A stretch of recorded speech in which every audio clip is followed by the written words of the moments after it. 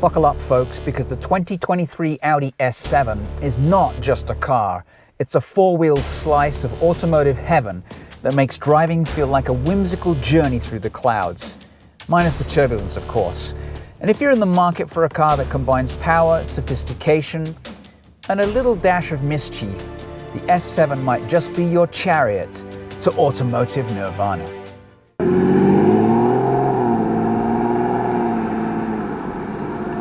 So the last time I reviewed this car, it had a twin-turbo V8 as smooth as a single malt Scotch. This 2023 S7 has 2 fewer cylinders, but is still as stunning to look at. Nothing else really compares to the S7's stunning silhouette, particularly this sloping rear roofline and this dramatic rear deck. At the front you get quite a small grille, unlike some other Audis out there. It's all blacked out, including the 4 rings. You get an S7 badge. These are the sensors for the various systems in the car. It also has laser headlights. So because this car has the design package optioned, it gets these really nice looking 21-inch 5-spoke alloy wheels. They're wearing these Pirelli P0 255/35s all around, and you get red painted calipers. So the 2023 Audi S7 is powered by a V6. It's got 2 turbos and a small electric supercharger. That supercharger idles around 5,000 RPM, but can spin up to 70,000 RPM, while the turbochargers wait to reach their boost.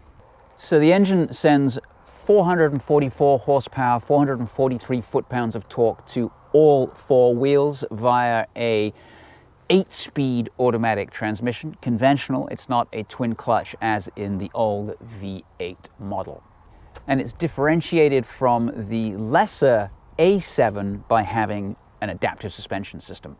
So despite lopping off 2 cylinders, these modifications have added weight to this car. It's now 132 pounds heavier than the twin-turbo V8 was, but it will get from 0 to 60 in about 4.1 seconds, which is a couple of tenths slower than the V8. So one of the best features of the S7, in my opinion, is it is a hatchback, powered tailgate, of course.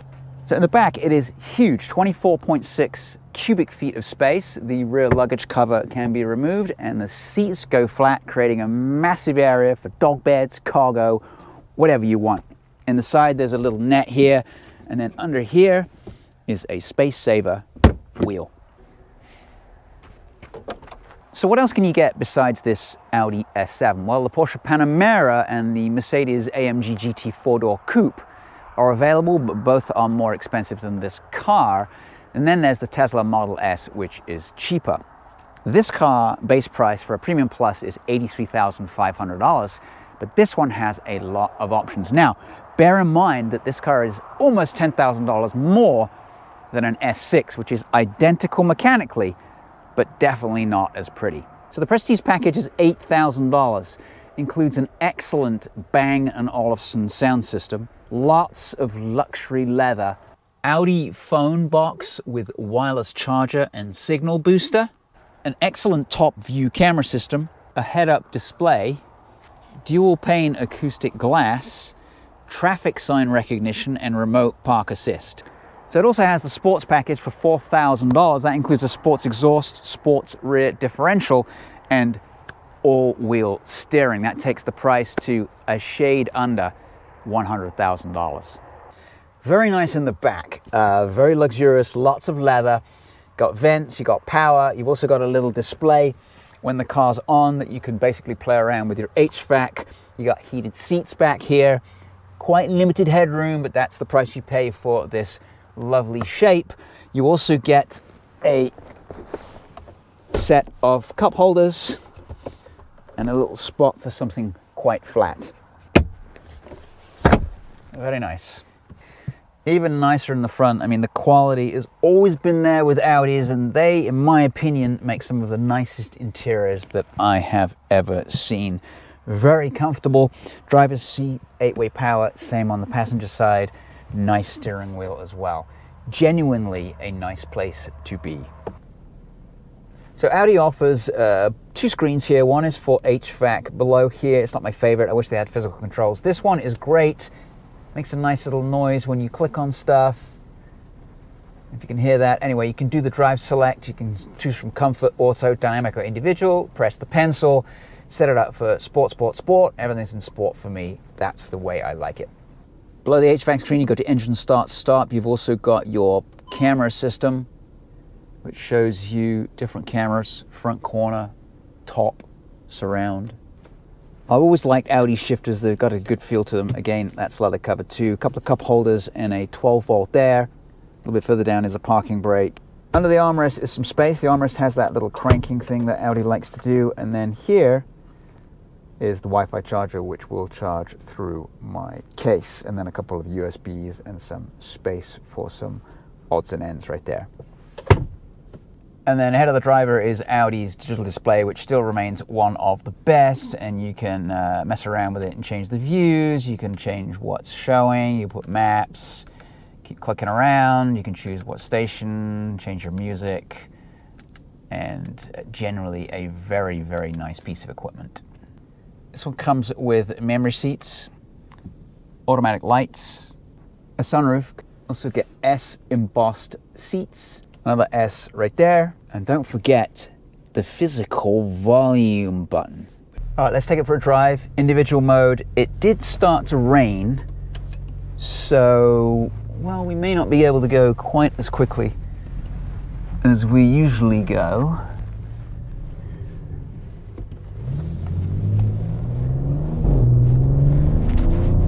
So it makes a really good noise in individual mode. You could probably hear that out the back. I have the exhaust set to its loudest. Of course, it's not super aggressive like a Cadillac Blackwing or an RS7, but it is quite a pleasant sound. It's been such a long time that I've driven this car. As I said, it was when it had the twin-turbo 8, and I loved that car. And on paper, this one is a little bit slower. It's gained a little bit of weight, even though it's lost 2 cylinders. But it still seems to be an awful lot of fun. I do like the fact that Audi's put these Pirelli P0s on this car as well. They are summer tires, so they're not really helping me right now. But the fact that this isn't rear-wheel drive is a kind of a bonus on this somewhat wet day, and it doesn't stop us from driving this car.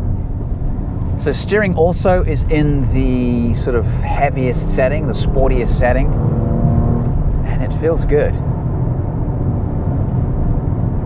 And this car is properly quick. It really is. Doesn't seem to be any turbo lag so far. Transmission hasn't skipped a beat.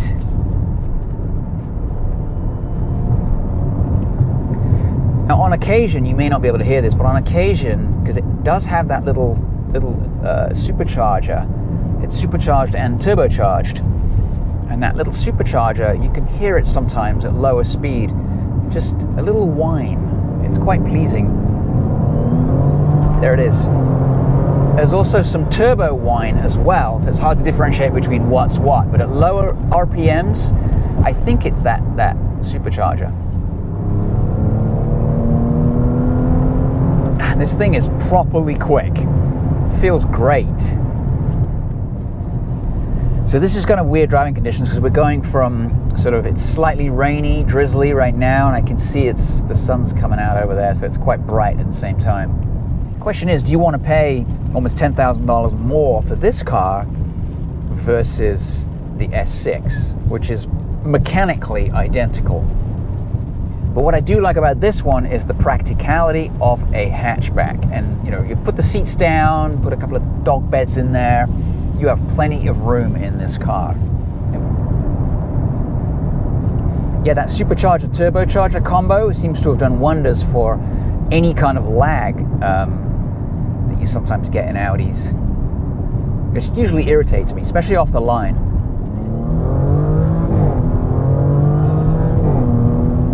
Wow. So you could hear that. That's the supercharger taking the place of waiting for the turbo to spool, and it works. Man, this thing flies. And thanks to that all-wheel drive system, the Quattro all-wheel drive system, it just goes. There's no wheel spin in this car. But we're on summer tires and we have to be just a tad careful. It doesn't rain much here, and these roads get a little oily, a little slick in recent rains, so we'll tread carefully here. Now I have it on the hardest suspension setting. It's not breaking my back and my teeth haven't fallen out yet, so I'm happy with that. I haven't tried it in comfort mode. I'm sure that the suspension is quite a bit softer, but I like this mode. It's not too jarring.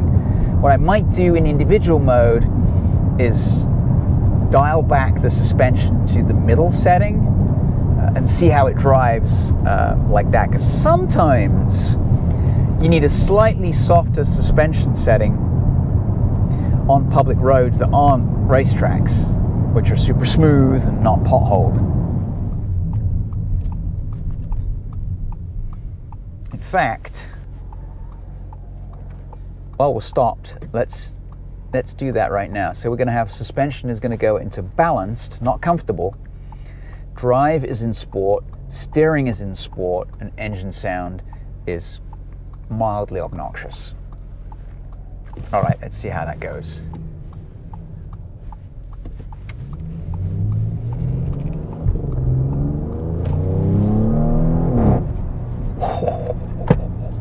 I like what they've done with the exhaust. I'm sure that some of it's piped through the speakers, but whatever. I don't care. Sounds good to me. It does that wub, wub, wub, wub, wub, wub, wub.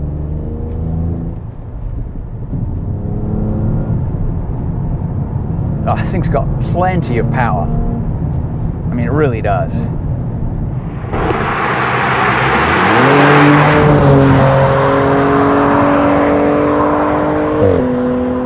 Crackle, crackle, pop out the back. You don't really need a radio. But having said that, the Bang & Olufsen sound system in this car is top notch. It sounds like there's an orchestra in the car with you, or the band's in the car with you.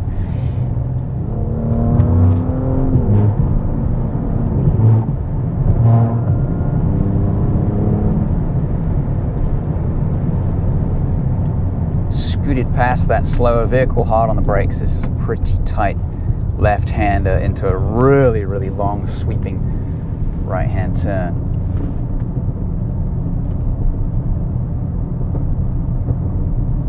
Exhaust's crackling out the back.